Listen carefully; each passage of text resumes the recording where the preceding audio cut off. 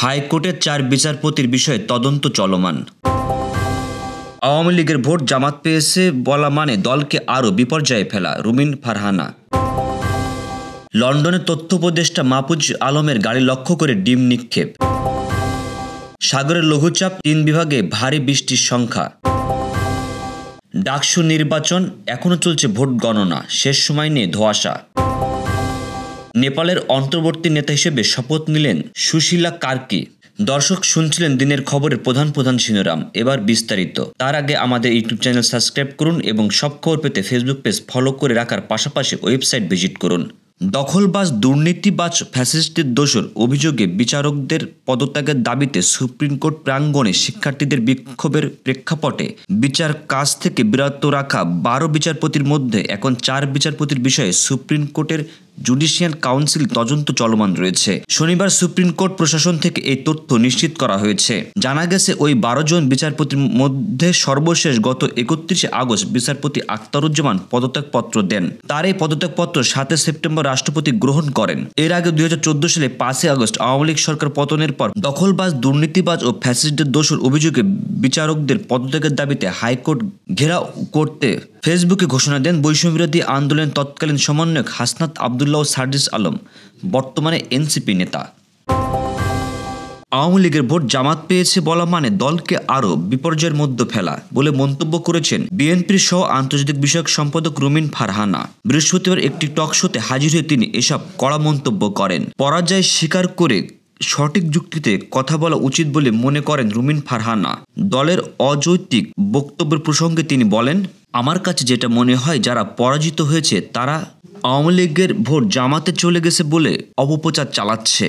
ধরুন, ডাকসু নির্বাচনে ছাত্রদলের ভিপি প্রার্থী পেয়েছে ৫,০০০ বা ৬,০০০ ভোট, আর শিবিরে প্রার্থী পেয়েছে ১৪,০০০ ভোট। তিনি বলেন, এখানে ৯,০০০ ভোটের একটি গ্যাপ আছে। তাহলে আপনি কি স্বীকার করছেন ওই ৯,০০০ ভোট ছাত্রলীগের ভোট? এই ধরনের কথাবার্তা না বলে ঠান্ডাভাবে দলীয় ফোরামে বসে চিন্তা ভাবনা করে কথা বললে আরো ভালো হয় বলে আমার মনে হয়। অন্তর্বর্তী সরকার তথ্য উপদেষ্টা মাহফুজ আলমের গতকাল শুক্রবার লন্ডনে একটি সেমিনার থেকে বের হওয়ার সময় কার্যক্রম নিষিদ্ধ আওয়ামী লীগের নেতাকর্মীদের বিক্ষোভের মুখে পড়েন। এ সময় অনুষ্ঠান স্থলের বাইরে গাড়ি লক্ষ্য করে ডিম ছোড়ার ঘটনা ঘটে। শুক্রবার রাতে লন্ডনে বাংলাদেশের হাই কমিশনার ভেরিফাইড ফেসবুক পেজে দেওয়া এক পোস্টে জানানো হয়, খালি গাড়িতে ডিম নিক্ষেপ করেছে দুষ্কৃতিকারীরা। হাই কমিশনার জানান, গতকাল শুক্রবার বিকাল ৪টায় university of London school and African oriental studies একটি অনুষ্ঠানে যোগ দেন প্রধান উপদেষ্টা মাহফুজ আলম। জুলাইয়ের ১ বছর পূর্তিতে যৌথভাবে এই আয়োজন করে সোয়াস ও বাংলাদেশ হাই কমিশন।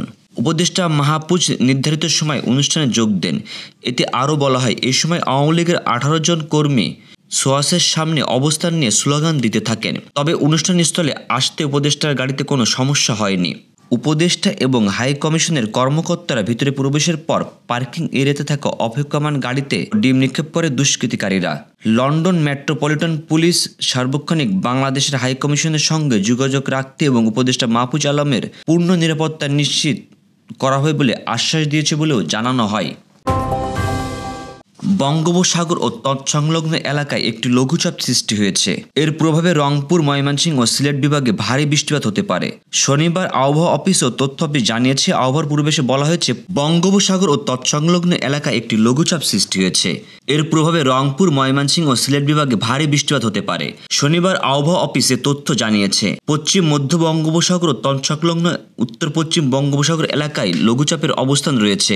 হরিয়ানা, উত্তরপ্রদেশ, মধ্যপ্রদেশ, উড়িষ্যা লঘুচাপের কেন্দ্রস্থল বাংলাদেশের দক্ষিণ অঞ্চল হয়ে আসাম পর্যন্ত বিস্তৃত রয়েছে। এর একটি বর্ধিতাংশ ও উত্তর বঙ্গোপসাগর পর্যন্ত বিস্তৃত। মৌসুমী বায়ু বাংলাদেশের উপর মোটামুটি সক্রিয় এবং উত্তর বঙ্গোপসাগরের মাঝামাঝি অবস্থানে রয়েছে। লঘুচাপের প্রভাবে রংপুর, ময়মনসিংহ, চট্টগ্রাম ও সিলেট বিভাগের অনেক জায়গায় এবং রাজশাহী, ঢাকা, খুলনা ও বরিশাল বিভাগের কিছু জায়গায় অস্থায়ীভাবে দমকা হাওয়া সহ হালকা থেকে মাঝারি ধরনের বৃষ্টি অথবা বজ্রপাত বৃষ্টি হতে পারে। সেই সঙ্গে রংপুর, ময়মনসিংহ ও সিলেট বিভাগের কোথাও কোথাও মাঝারি ধরনের ভারী থেকে ভারী বর্ষণ হওয়ার সংখ্যা রয়েছে। এদিকে বৃষ্টি হলেও সারা দেশে দিন ও রাতের তাপমাত্রা অপরিবর্তিত থাকতে পারে বলে জানিয়েছে সংস্থাটি। জাহাঙ্গীরনগর বিশ্ববিদ্যালয়ের বহুল প্রত্যাশিত কেন্দ্রীয় সংসদ জাকসু নির্বাচনের ভোট গণনা তৃতীয় দিনে গড়িয়েছে। এখনও চলছে ভোট গণনার কাজ। তবে গণনা কাজ কবে শেষ হবে তা নিয়ে শিক্ষার্থীদের মধ্যে বাড়ছে উৎকণ্ঠা। বিশ্ববিদ্যালয়ের সিনেট হলে কেন্দ্রীয় ও হল সংসদে ভোট গণনা চলছে। এর আগে পৃথকভাবে 21টি হল সংসদে ভোট গণনা শেষ হলেও কেন্দ্রীয় সংসদে ডাকসুর ফলাফল এখনও চূড়ান্ত হয়নি।